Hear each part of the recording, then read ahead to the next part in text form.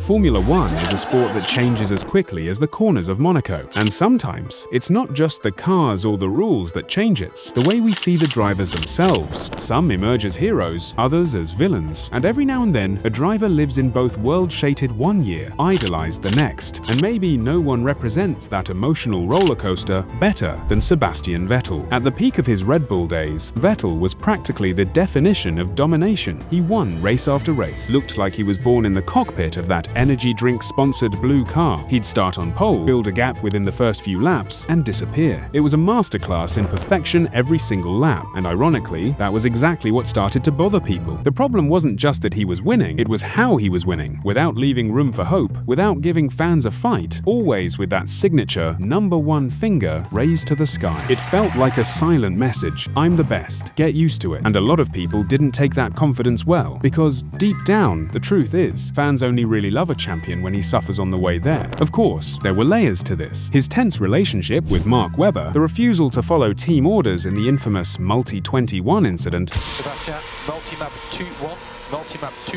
the blatant favoritism from Red Bull, and Vettel struggled to admit when he was wrong. All of this helped shape the image of a cold, calculated, borderline arrogant driver. He wasn't a villain by nature, but at the time, he fit the role perfectly, and the crowd treated him that way. Boos on the podium, constant criticism, fans always rooting against him. But Formula One has a short memory and a soft heart. When Vettel left Red Bull and joined Ferrari, everything changed. It was like the weight of dominance stayed behind with the blue overalls. Now, in red, he was seen through a different lens, the guy trying to bring the most iconic team on the grid back to the top. He smiled more, joked in press conferences, interacted with fans. That same Vettel, who once seemed distant, was suddenly the most approachable of them all. And that's when the real turning point came. The man who once looked like a robotic symbol of perfection began to show his human side. He made mistakes in key moments, shed tears after defeats, got frustrated with the car, with the team, and with himself. And in those moments, fans began to see something they hadn't seen before: vulnerability. And maybe that's what was missing all along for people to finally embrace him. The Vettel at Ferrari was no longer a superhero. He was a human trying to make history, a man carrying the weight of tradition on his shoulders, still pushing forward. And ironically, it was during the phase when he won the least that he was cheered the most. But why is it that the love only came after the wins stopped? That says more about the Formula One audience than about Vettel himself. Because it's easy to root for the underdog. It feels good to love someone fighting against a giant. But it's hard to admire someone when they become the giant. And that's what happened to Vettel and to Hamilton, Schumacher, even Verstappen now. Phone fans have this strange, unstable relationship with success. But back to see what became clear over the last few years is that he wasn't just a talented driver, he became someone who stood for values beyond the track. His concern for the environment, his support for diversity, his respect for fellow drivers, all of this added to the image of a man who had matured. And that maturity slowly began to dismantle the old, arrogant Red Bull driver persona. Not because he reinvented himself, but maybe he finally had the space to just be himself, without the pressure, without the burden of needing to win every time. Which brings us to a deeper question. Was the Red Bull Vettel already this person? Did we just fail to see it because the shine of victory was too blinding? Sometimes, you just feel it before you even see it. And the feeling right now is that something changed when Sebastian Vettel retired. Not just because he stopped racing, but because we all started seeing him in a different light. Maybe he had always been that funny, charismatic, and even introspective guy. But victory is a strange stage it hides things. When a driver wins too much, week after week, fans start seeing only one layer, the most superficial one. That of the arrogant guy, the team favorite, the one who only wins because he has the best car, and everything else fades away. The fun-loving Vettel in press conferences, the one who joked with journalists, who remembered every mechanic's name, who named his cars, who got emotional with the team. He was always there. But nobody noticed. Maybe nobody wanted to notice. The truth is, we don't really know how to handle success. Not when it's excessive. Humans and phone fans especially fall in love with effort, with the underdog, with those on the verge of collapse, who still manage to deliver something great. When someone wins too much, it starts to feel unfair. It starts to feel easy. And with Vettel, it was no different. That arrogance so many people claimed to see, that was confidence. The coldness they criticized, that was focus. But the narrative had already been written, and he was pushed into the role of villain, while others who didn't win as much were celebrated as heroes. Sport does that. It creates characters. What no one expected was that the villain would one day become the fan favorite. Everything started to shift when he left Red Bull for Ferrari. A bold, surprising, almost poetic move. The same team that once hosted legends like Lauda and Schumacher was now welcoming another German trying to bring the glory days back. But the victories didn't come as easily. And maybe that was the beginning of Sebastian Vettel's humanization. He didn't have the best car anymore. He wasn't winning every weekend. He fought with what he had and often with what he didn't have. He started to move people with his defeats more than he ever did with his wins, and fans began to see him differently. At Ferrari, he became a symbol of resilience. The driver who, even with a weaker car, went head-to-head with Hamilton's dominant Mercedes. The guy who found tenths where there were none, who won impossible races, who fought against overwhelming odds. And when he lost